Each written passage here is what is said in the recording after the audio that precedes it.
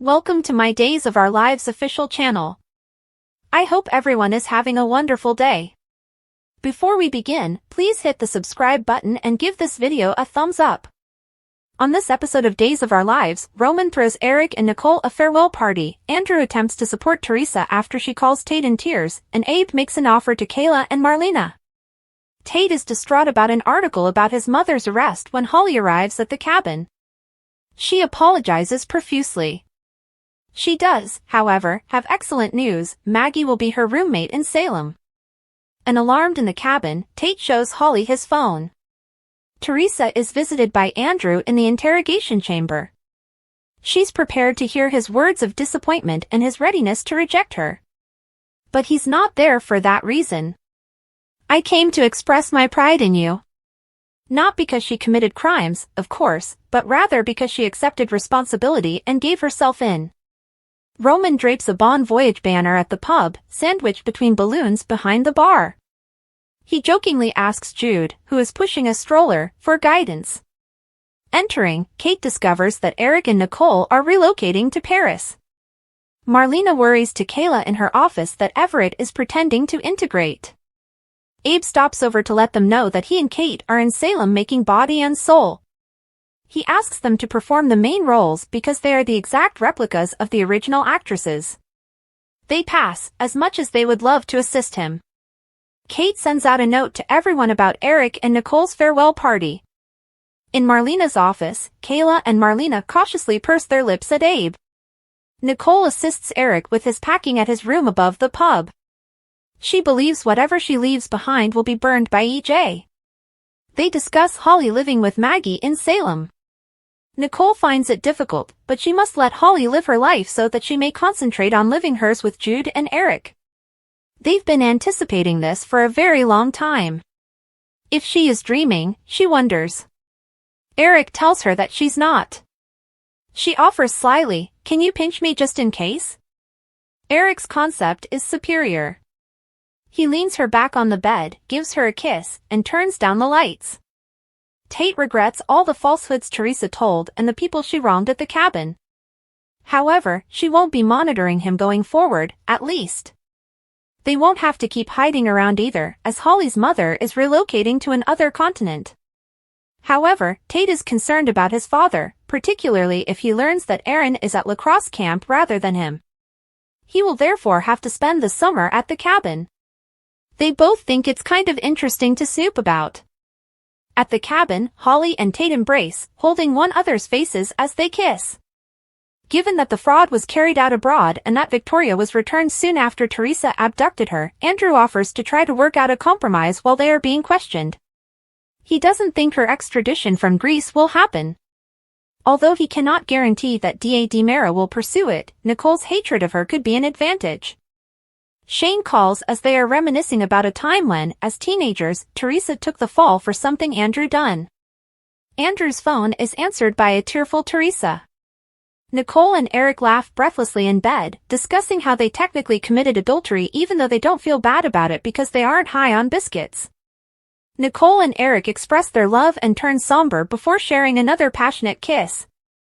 Arriving at the pub, Eric and Nicole welcome Marlena, Roman, Kayla, Abe, Kate, and Holly. Marlena raises her glass. On their incredible journey together, they wish them love and serenity. Flashbacks of Eric and Nicole's life together play as they lock eyes. Subsequently, Abe confides in Nicole how much he will miss her. She forces him to agree to visit them in Paris. Marlena bids her kid farewell with much emotion across the pub. Roman hugs them all together. Nicole bids Holly farewell with tears in her eyes, and Eric follows suit. She's a terrific mother, Holly assures her.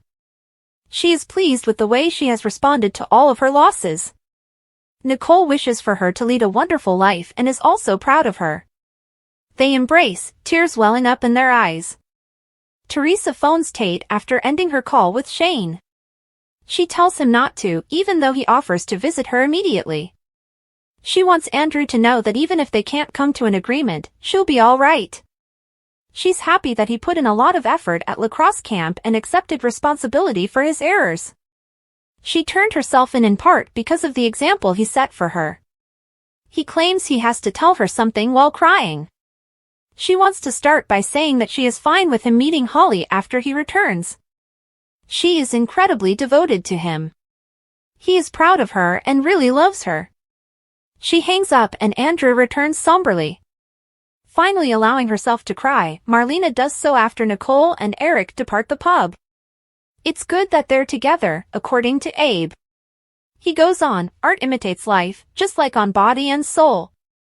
People come and go, but they return nearly invariably. Eric and Nicole are outside, gazing at their son and the journey they are about to take.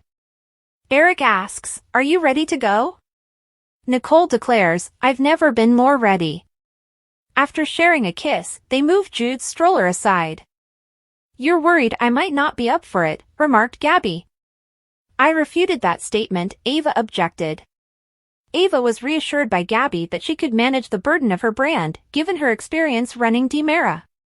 The contract was signed by Gabby. "I know you have your personal doubts, but I can promise you that neither one of us are going to regret working together," stated Gabby. Stefan signed documents at DiMera Enterprises in Kristen's office. Stefan observed that he couldn't wait to get away before running into Ava. Stefan was told not to worry by Kristen. "Ava is off trying to convince your wife to bring Gabby Chic back to DiMera," Kristen said. Stefan questioned, "Why the hell would you do that?" Kristen clarified that Gabby had come up with the concept. But she didn't realize that she'd be working with the woman who slept with her husband, Stefan recalled. "Business-wise, it's beneficial," Kristen emphasized. Stefan questioned Kristen about her desire to exact revenge on Gabby and him. "You mean, for the way you made it look like I was abusing my own daughter?" replied Kristen. Stefan gave a yes nod. Because she and Stefan stood together against EJ, Kristen stated she was willing to let go of the past. Stefan received Kristen's assurance that she would keep Stefan's liaison with Gabby a secret. Kristen remarked, "I wouldn't do that to Ava." "What about Ava?" inquired Ava as she entered.